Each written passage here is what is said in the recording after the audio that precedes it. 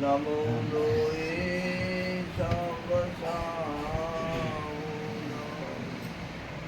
એશો પંચન મુક્તાનો સપ્પામપનાશનો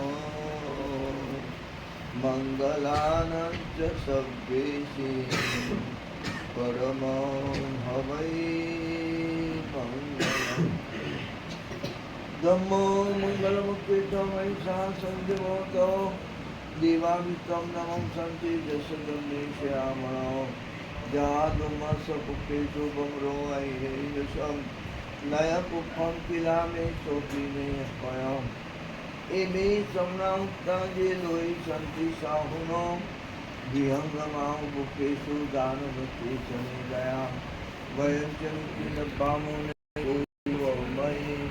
આગ્રે સૂર્યંતે પુકેશુ બમરાજા મૌકાશમાઉક્તા જે પવંતિ અનિશિયા નાના પિંડરયાનતા કેનોચ્યંતિ સાહુનો કિદેવી મંગલમ ભગવાન વીરો મંગલમ ગૌતમ પ્રભુ મંગલમ સૂલિભદ્રા જૈનધર્મો સુમંગલમ વાણી તીવ્ર સામિની શ્રીદેવી જકરાય ગરે પિડગા ગહ દિશી પાળસુદાશયાભિરક્ષંતુ ધીરભક્તે ઉપસર્ગાક્ષયો યાન્તિ છિદ્યન્તે વિઘ્નવલ્લય મનઃ પ્રસન્નતા મેતિ પૂજ્યમાને જીનેશ્વરી.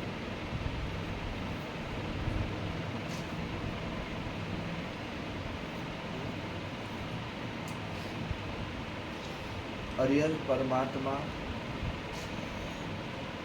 જન્મ લે છે ત્યારથી એમને ખ્યાલ હોય છે કે આ ભવમાં જ મારી મુક્તિ થવાની છે.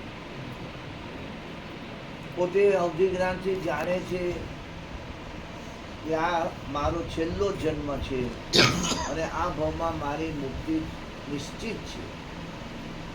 આટલું જાણવા છતાં પણ એ હરિહર પરમાત્મા પોતાના જીવનની અંદર તપ કરે છે. ભગવાન મહાવીર પરમાત્માએ 12.5 વર્ષનો તપ કર્યો. આ ભવમાં મુક્તિ છે જાણવા છતાં પછી તપ કરવાની શું જરૂર હતી? તપ ન કરો તો મુક્તિ તો થવાની જ હતી નહીં. કર્મને ખપાવવા માટે, કર્મની નિજરા માટે તપ સિવાય બીજો કોઈ રસ્તો નથી. 12 પ્રકારનો તપ બતાવ્યો છે. 12 પ્રકારના તપનું આચરણ એ આપણા અનંત ભવોના કર્મનો ક્ષય કરે છે. એક ભવને પાછલા અનંત જન્મોના કર્મોને ખપાવવાનો કામ તપથી થાય છે. જીન શાસનની અંદર તપનો મોનોપોલી છે. ચોમાસું આવે અને એમાં પણ પાછા પર્યુષણ આવે એટલે આરાધક આત્માઓને તપ કર્યા વગર ચેન ન પડે.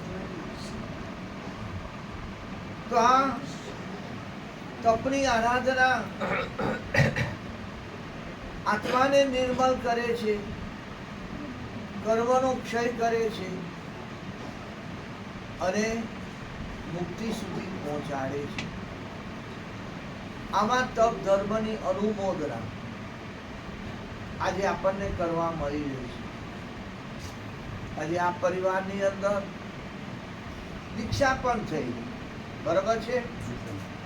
અને જ્યારથી ઘોષ મહારાજની દીક્ષા થઈ છે, જોકે પરિવારમાં પહેલેથી ધર્મ તો હતો જ, પણ એમની દીક્ષા થયા પછી વિશેષ ધર્મની આરાધના થઈ રહી છે.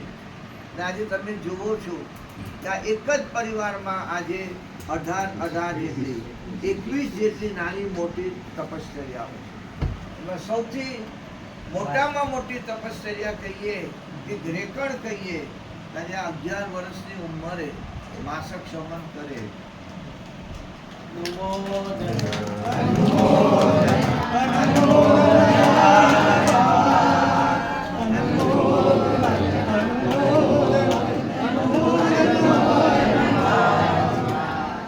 આજે આપણે માની ન શકીએ કે આટલી નાની ઉંમરની અંદર માસક શમન થઈ શકે.